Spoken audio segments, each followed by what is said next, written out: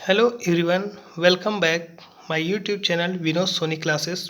आज के इस वीडियो में वनडे एग्जाम से रिलेटेड कॉन्स्टिट्यूशन ऑफ इंडिया या भारत का संविधान का ये लेक्चर नंबर 1 है, जिसमें संविधान सभा के बारे में बताया जाएगा। तो इसमें हम देखते हैं संविधान सभा की पहली बैठक 9 दिसंबर 1946 को हुई, जिसमें अस्थायी अध्यक्ष के रूप में डॉक्टर सच्चिदानंद सिन्हा को चुना गया। यानी कि संविधान सभा की पहली बैठक में अस्थायी अध्यक्ष किसे बनाया गया? डॉक्टर सच्चिदानंद सिन्हा को। इसके बाद 2 दिन बाद 11 दिसंबर 1946 को डॉक्टर राजेंद्र प्रसाद को अस्थायी अध्यक्ष चुना गया, अर्थात इनकी अध्यक्षता को रद्द करके 2 दिन बाद 11 दिसंबर 1946 को डॉक्टर राजेंद्र प्रसाद को अस्थायी अध्यक्ष चुना गया। इसके बाद 2 दिन बाद 13 दिसंबर 1946 को उद्देश्य प्रस्ताव रखा गया। इस उद्देश्य प्रस्ताव को जवाहरलाल नेहरू द्वारा पेश किया गया और इस संविधान सभा में सलाहकारी समिति का अध्यक्ष के रूप में BN राव को चुना गया। यानी कि जब संविधान सभा बनाई जा रही थी या संविधान सभा की बैठक हुई थी, उसके बाद सलाहकारी समिति का जो अध्यक्ष चुना गया वो किसे चुना गया? BN राव को। संविधान सभा के बाद समितियों का गठन किया गया। तो संविधान के निर्माण में या संविधान के निर्माण में 13 समितियों का गठन किया गया था, जिसमें से प्रमुख समितियों के बारे में जो क्वेश्चन एग्जाम में पूछा जाता है वो इस प्रकार है। पहला है संचालन समिति।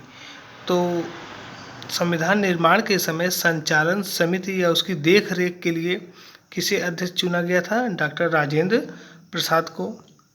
और प्रांतीय समिति या भारतीय एकीकरण के लिए किसे अध्यक्ष चुना गया था?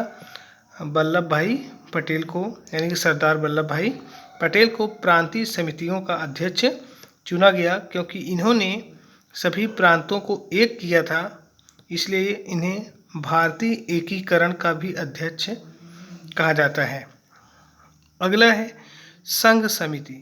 तो संघ समिति के जो अध्यक्ष थे उस समय के प्रधानमंत्री यानी कि जवाहरलाल नेहरू जी। अगला है जो सबसे ज़्यादा एग्जाम में क्वेश्चन पूछा जाता है, संविधान निर्माण के समय प्रारूप समिति का अध्यक्ष कौन था? तो डॉक्टर BR अम्बेडकर। इसमें अगला पॉइंट है भारतीय संविधान के निर्माण में कितना समय लगा? तो भारतीय संविधान विश्व का सबसे लंबा और लिखित संविधान है, जिसको तैयार करने में 2 वर्ष 11 माह और 18 दिन लगे। यानी कि इस तरीके से भारतीय संविधान जो है वो सबसे लंबा और लिखित संविधान है। और उसके बाद 26 नवंबर 1949 को संविधान पारित किया गया, अर्थात अंगीकृत किया गया। और यह संविधान 26 जनवरी 1950 को लागू किया गया था।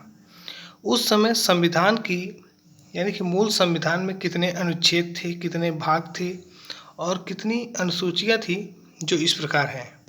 इसमें से ये भी क्वेश्चन पूछता है कि मूल संविधान में कुल कितने अनुच्छेद थे? तो 395 थे और आज भी अनुच्छेदों की संख्या 395 ही है। और मूल संविधान में 22 भाग थे, आज भी 22 भाग ही है।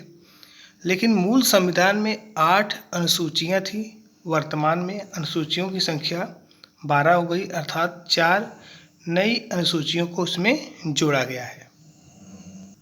नेक्स्ट पॉइंट, संविधान सभा के सदस्यों का चुनाव कैसे किया जाता था? तो संविधान सभा के सदस्यों का चुनाव मनोनय या मनोनीत के आधार पर किया गया। और उस समय डॉक्टर BR अम्बेडकर बंगाल का प्रतिनिधित्व करते थे, यानी कि वो बंगाल से ही बिलोंग करते हैं और बंगाल का प्रतिनिधित्व भी करते थे। अगला पॉइंट है भारतीय संविधान की क्या क्या विशेषता थी? तो उसको हम इस प्रकार से देखते हैं। तो भारतीय संविधान की पहली विशेषता यह है, यह सबसे लंबा और लिखित संविधान है। और लेकिन अगर हम देखें ब्रिटेन का संविधान जो है वो अलिखित है। एग्जाम में क्वेश्चन आ चुका है, वेरी इंपॉर्टेंट पॉइंट है ये। अगला, जो भारत का संविधान है वो आंतरिक एवं बाह्य स्रोतों से लिया गया है। आंतरिक स्रोत मतलब जो देशी यानी कि रियासतों से लिए गए थे। बाह्य स्रोत जो है वो ब्रिटेन से, अमेरिका से, रूस से, अन्य जगह से लिए गए हैं। इस तरीके जो भारत के संविधान की एक विशेषता यह भी है कि यह आंतरिक और बाह्य स्रोतों से लिया गया है। अगला पॉइंट है कि भारतीय संविधान की एक विशेषता यह भी है कि यह लचीला और कठोर संविधान है। नेक्स्ट, भारतीय संविधान एकल नागरिकता प्रोवाइड करता है, जबकि अमेरिका में अगर देखा जाए तो वहाँ पे दोहरी नागरिकता होती है।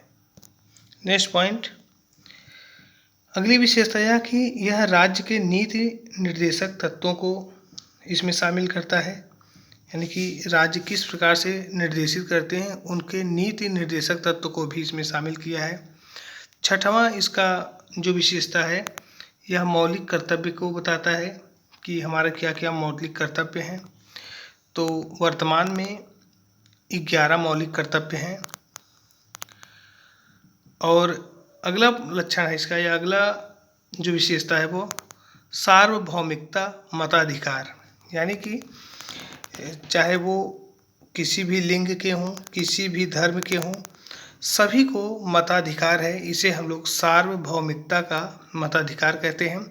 प्रारंभ में 21 वर्ष में मतदान के आदेश थे, लेकिन 21वें संविधान संशोधन द्वारा 18 वर्ष में मतदान करने का अधिकार प्राप्त होता है। भारतीय संविधान की एक और विशेषता यह भी है कि यह स्वतंत्र एवं निष्पक्ष न्यायपालिका है, अर्थात यह इकहरी न्यायपालिका है और इसे न्यायिक यानी कि न्यायिक सक्रियता जो शब्द है वह स्वतंत्र और निष्पक्ष न्यायपालिका से संबंधित है। इकहरी न्यायपालिका का मतलब है कि यहाँ पे सुप्रीम कोर्ट, हाई कोर्ट और डिस्ट्रिक्ट कोर्ट सब मिल करके इकहरी न्यायपालिका का निर्माण करते हैं। भारतीय संविधान की एक और विशेषता यह भी है कि यह संसदीय शासन प्रणाली को प्रदर्शित करता है और संसदीय शासन प्रणाली ब्रिटेन से लिया गया है। अगला, भारतीय संविधान की विशेषता यह भी है कि यह त्रिस्तरीय शासन व्यवस्था को लागू करता है, अर्थात केंद्र, राज्य और स्थानीय या पंचायती शासन द्वारा। अगला है, यह पंथ निरपेक्ष को प्रदर्शित करता है, अर्थात पंथ निरपेक्ष का मतलब होता है कि राज्य का कोई भी धर्म नहीं होगा और यहाँ पर सभी धर्मों को बराबर दृष्टि से देखा जाएगा। और पंथ निरपेक्ष शब्द प्रस्तावना में 42वें संविधान संशोधन द्वारा शामिल किया गया। और अगला है मौलिक अधिकार। प्रारंभ में मौलिक अधिकारों की संख्या 7 थी, लेकिन बाद में एक अधिकार को